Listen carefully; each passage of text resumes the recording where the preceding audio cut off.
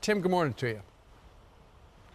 Great for being. Thanks for having me, Steve. Sorry. You bet. You know, when you look at, so Bud Light has lost a bunch of customers, and now we looked at and we see that Coors Light and Miller Lite up 50% over Bud Light. Obviously, people are voting when they go to the cold case. You know what? I'm not going to take that super blue can this time. I'm going to take something from the Rockies.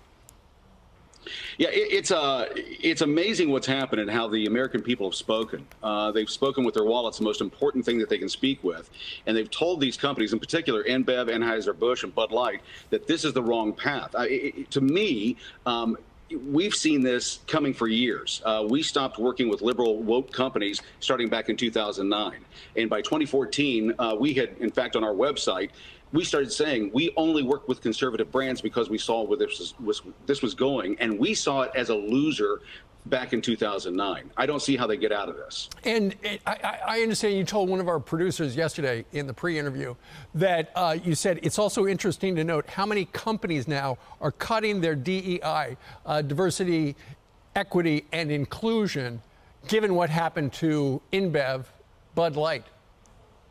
Right. It's interesting. We're seeing one of the first casualties of the new economy, the Bidenomics, are these diversity and equity and inclusion. We call them the deadheads, DED, diversity, equity. We drop off the inclusion, but we call them deadheads because everything that they touch, Trump says it best, I think, is that, well, it turns to crap. And that's what we're seeing here. I mean, think about this. It cost Anheuser-Busch, it cost InBev $27 billion in market cap and a $400 million loss in real revenue to realize that people just want to drink their beer without a debate. Yeah. They want to be able to drink it wherever they go, and they want to they do not want to have a message shoved down their throat, literally. Sure. And that's what they're doing with this.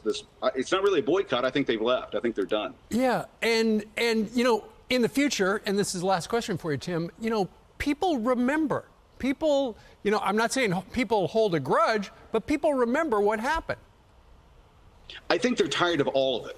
Yeah. That's what we're seeing across the board. What's happened in the last 6 to 7 years, and in particular the last 3 years, I think that people are done. And the way that they can speak is if they can't go to the streets and rant and rave in the streets, then they'll do it with their pocketbook, they'll do it with their wallet, and that's exactly what they've done here. Tim Kramer, all this talking about beer, 5 o'clock can't come fast enough, just saying. It's 5 o'clock somewhere, Steve. You know what? You're right. I got to wait till the commercial. Tim, thank you.